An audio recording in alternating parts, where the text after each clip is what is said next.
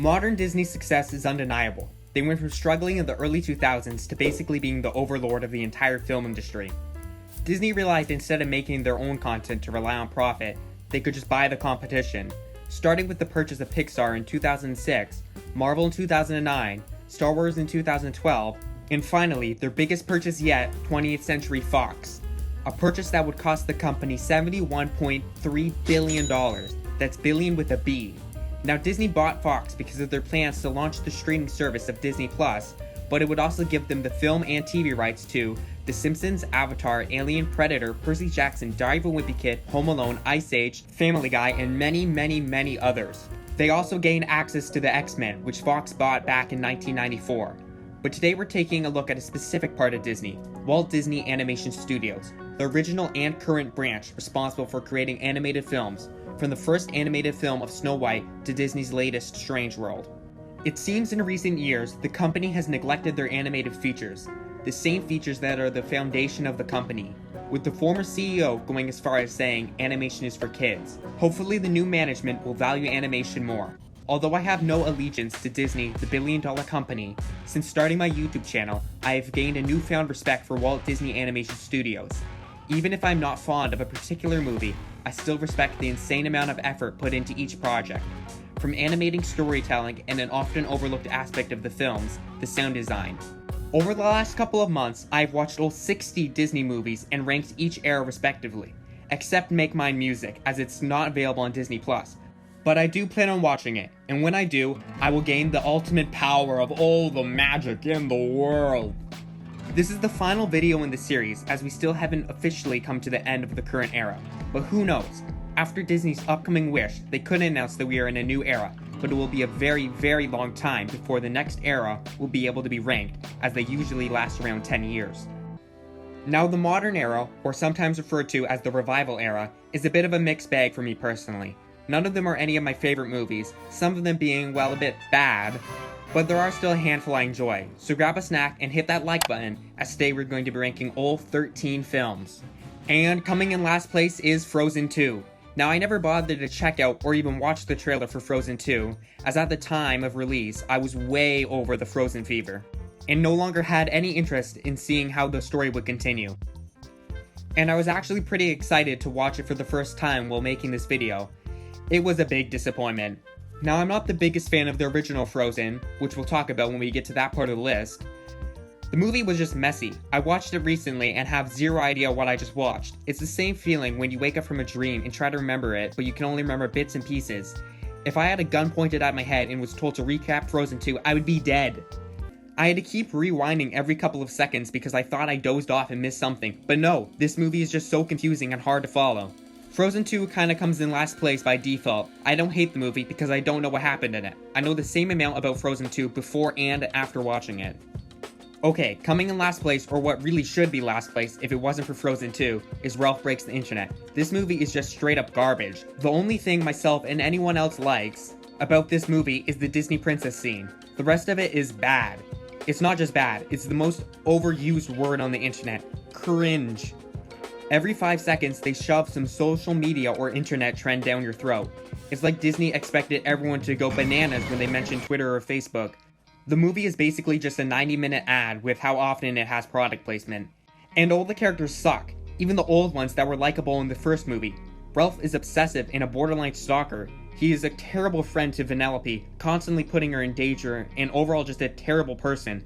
I thought the relationship of the first movie between Ralph and Vanellope was more of a father-daughter one, but no, they're best friends. Even though she is 9 years old, he still managed to act more childish than her in every instance possible. Ralph deserves the cyberbullying he got in the comment section, and the people that commented did nothing wrong, because as far as they know, he is a video game character. The first movie was about arcade games, but this one, instead of focusing on a different aspect of video games, like consoles or online gaming, which would make a lot of sense considering this movie takes place in the internet, but instead we get this corporate cringe fest. Almost every rule of how the video game world works established in the first movie is contradicted in this one. Also, Fix-It Felix was barely in it, which was disappointing. I think the best way to sum up it would be it's a better version of the Emoji Movie, yet I still feel empty. Next we have Disney's most recent animated feature, Strange World. A movie I'm convinced only I and 3 other people have seen, as Disney kind of forgot to do the marketing part of the movie. Strange World has lost over $100 million and has solidified itself among the biggest box office flops. And well, isn't it an underrated gem? No, it's bad. It's a boring slog to get through, and the strange world they explore is generic and unimaginative. And also, I'm not really a fan of the character design. The huge noses on the character is just They kind of look like the Grubhub commercial. So the card game that they play during the movie looks like the most boring card game ever conceived. And the movie is missing some key elements of making a movie, especially an action comedy. There's no villain, instead it's just a misunderstanding. Blech. And it's not funny. Not funny. Yeah, it's easy to see why no one cared about Strange World. It's just a generic and boring movie. Can't really say I'm surprised it flopped. The first of the Disney modern era, Princess and the Frog, well, it seems a bit divided whether or not it's included in the early 2000s or the modern era, but it seems the majority of lists include it inside the modern era, so I have as well. And well, the movie didn't really land for me. I liked the beginning of the movie where we followed Tiana trying to open a restaurant, but after that I lost interest. After she turns into a frog, most of the movie's runtime is just spent watching some frog shenanigans. Really wasn't convinced with the romance between Tiana and Prince Naveen. Not to mention Prince Naveen is a pretty unlikable character. The villain was pretty weak. Maybe if he was in the movie more and had some personal connection to the main character, I would like him more. But as it stands, he was pretty underutilized and forgettable. I like the animation during the Almost There song, but other than that, it's just alright. Following up, I placed Disney's last 2D animated movie, Winnie the Pooh. Now I'll keep it brief, just like the movie's runtime, because I doubt many people care about Winnie the Pooh. There was more of a structured plot compared to the older Winnie the Pooh movie. I thought it was fine. There were some cute and funny moments. Rabbit was really being pushed to the edge by the supporting cast, and I was ready for him to snap. Eeyore still needs therapy 50 years later. Seriously, one of his friends need to check up on him. And for some reason, they made Christopher Robin more British. Encanto is a movie that I definitely don't dislike. It's just not really a movie for me. The animation is some of the best Disney has ever produced, and while most people do like the songs, I'm pretty much indifferent about all of them. I understand at the end you're supposed to not forgive, but at least understand the grandmother's perspective, but honestly, I still hated her at the end. I was too hard on Big Hero 6 in the past. Is it a masterpiece? Not by a long shot, but is it enjoyable? Yes. Well, half of it. I like it up until it becomes a superhero movie, and I didn't care about or remember any of the side characters. It is an awful twist villain, and it's overall just an okay to good film.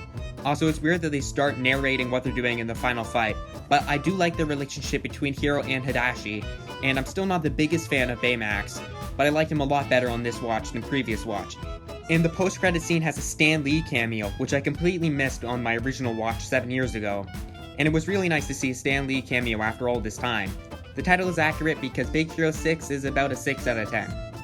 Frozen was and still is huge. You really can't overstate just how big it truly was. Every mall or grocery store you were in was either playing Let It Go or Do You Want to Build a Snowman. There were no other options. It got to the point where it got so popular everyone kind of started to hate it. And going into watching Frozen again, 10 years later, I was excited to see how much I remembered. And the movie was good, not great, just good. I liked the diversion of True Love's kiss. I questioned how well the sisters know each other if they were stuck in separate rooms for most of their life. The rock trolls were dumb and didn't fit the tone 10 years ago, and you know what? They still suck. Every time I hear a song from the Frozen album, I get flashbacks. Wait. No. Wait. WreckIt Ralph is surprisingly pretty good. The first one, that is. Ralph Breaks the Internet still sucks. There's some awesome references that don't feel forced, like Sonic and Street Fighter. Even Nintendo joined in with Bowser being in the film, which is shocking that Nintendo allowed Disney to put him in the movie. It was nice to see the movie doesn't hate itself for being about video games and instead embraces it, and that it doesn't make fun of gamers. Zootopia, or Zootropolis in other regions, and let me tell you, when I first saw the poster saying Zootropolis instead of Zootopia, I thought I had just broken the Matrix with some Mandela effect, Berenstein Bears type thing going on. The movie is pretty good. I love the platonic relationship between Judy and Nick. The twist villain is kinda eh. The movie spends a good amount of time following Judy before a time skip, which a lot of other movies either don't spend enough time with, so why bother, or spend way too long and adds nothing to the plot. And I also feel obligated to mention that yes, the nudist scene did make me feel uncomfortable. It was always a big surprise to me that Disney never made or announced Zootopia 2, as there's definitely an audience for it, so it totally made sense when they announced it a few months back. I think some people on the team were obsessed with Breaking Bad at the time because not only does the otter look like Walter White, but the sheep, who are wearing suspicious outfits, are named Walter and Jesse. I can make a joke about it being a furry movie, but I already made that joke about Robin Hood, so the carrot phone instead of an apple was cute, and I had to stop and pause here because I thought I saw the wolf from Puss in Boots before realizing that this is Disney, not DreamWorks, and also 6 years too early. But it was cool in the moment. The film is an allegory for racism, and well, it's kind of weird they chose predator and prey to represent this, but predators do naturally hunt prey, so it doesn't work all that well. I'm really curious to see if they keep with the theme in the sequel. Ignoring that though, I still do think the other aspects of the film make it a pretty good movie. In the third place, we have Raya and the Last Dragon. I think it's a pretty good movie with decently likable characters. Now, online reaction to this movie seemed a bit mixed, but personally I like it. I don't really understand why all the hate. It seems one of the main reasons the movie is hated is for Sisu being annoying and unfunny, but I actually found them not annoying and reasonably funny.